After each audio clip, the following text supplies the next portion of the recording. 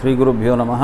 జ్యోతిర్మయం మహాకాలం విశ్వరూపం చిదాత్మకం దివ్యజ్ఞానం సదాసేవ్యం అవధూతముపాస్మహే. పంచామృతము అని పూజలో అభిషేకాలలో తేనెను వాడడం జరుగుతుంది.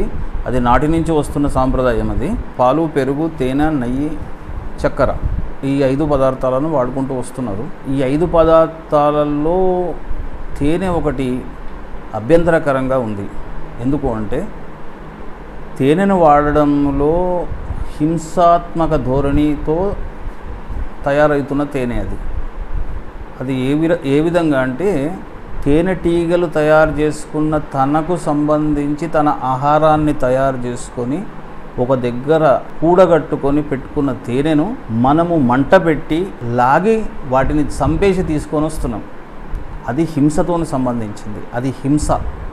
ఆ హింస దేవునికి ఎక్కదు. అయితే ఏదైనా సరే హింసతోని సంబంధించిన ఏ కార్యమైనా భగవంతునికి ఇష్టం కాదు అనేది నా ఉద్దేశము. దాన్ని ప్రజలు ఏ విధంగా రిసీవ్ చేసుకుంటారు అనేది వాళ్ళ విజ్ఞత గొప్ప చెప్తున్నా. నేను చెప్పగలిగేది నేను చెప్తా, వాళ్ళ విజ్ఞతకు వాళ్ళ గొప్ప చెప్తా. వాళ్ళు దాని బదులు తేనె బదులు ఇంకేదైనా వాడుకోవచ్చు. తేనె బదులు చెరుకు రసం వాడుకోవచ్చు. దాంతోనే ఏమి ఇబ్బంది లేదు కదా.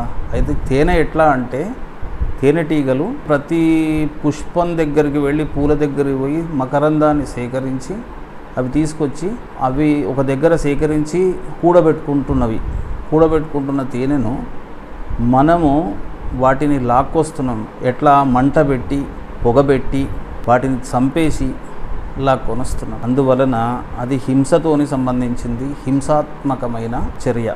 అందుగురించి దేవునికి ఎట్లాంటి హింస కూడా పనికిరాదు. యాబ్రహ్మ కీటజనని వర్ణాశ్రమ విదాయిని అంటే ఇక్కడ వర్ణాశ్రమాల గురించి మాట్లాడడం లేదు నేను. అమ్మవారికి ఏమిటి, అమ్మవారికే కానీ ఎవరికైనా కానీ అమ్మవారికి నేను అమ్మవారికి సంబంధించిన ఉపాసన చేస్తే కనుక ఎప్పటికీ అదే మాట వస్తుంటుంది బయటికి. యాబ్రహ్మ కీటజనని వర్ణాశ్రమ విదాయిని అని అంటే ఒక తల్లికి ఎవరైనా పిల్లలే. ఒక పేడ పురుగును నా బిడ్డ నా రా అని చెప్పేసి ఒడిలోకి తీసుకునే తత్వం అమ్మవారిది.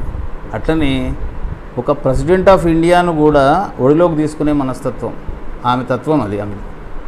అయితే దీనిలో ప్రెసిడెంట్ ఆఫ్ ఇండియా అని కానీ లేకుంటే పేడల పురుగు అని కానీ ఈ ఇద్దరికి తేడా చూపెట్టదు ఆమె. అయితే తన పిల్లలను తను చంపేసి నాకు ఆహారంగా నాకు అభిషేకం చేయమని అడగదు కదా. ఏ దేవుడు అడగడు అట్లా. మనం చేస్తున్నది అదే పని. ఆ హింస పనికిరాదు. ఆ హింసను ఎట్లా అందరూ సమర్థిస్తారు? సమర్థించకూడదు కదా. అందుగురించి అది పనికిరాదు. పూజలో తేనె పాడితే ఒక్క ఫలితం ఉండదు. దాంతో ఆ పూజకు సంబంధించిన ఫలితం ఏమీ ఉండదు. మీరు దాని బదులు చెరుకు రసం వాడుకోండి. ఇప్పుడు మధువు కావాలంటే చెరుకు రసం వాడుకోండి. లేదు అని అంటే ఇప్పపూను ఉడికిచ్చి ఆ రసాన్ని వాడుకోండి, పనికొస్తుంది. కానీ హింసతో సంబంధించిన వస్తువులు ఏది దేవునికి ఉపయోగపడవు, వాడకూడదు అంతే.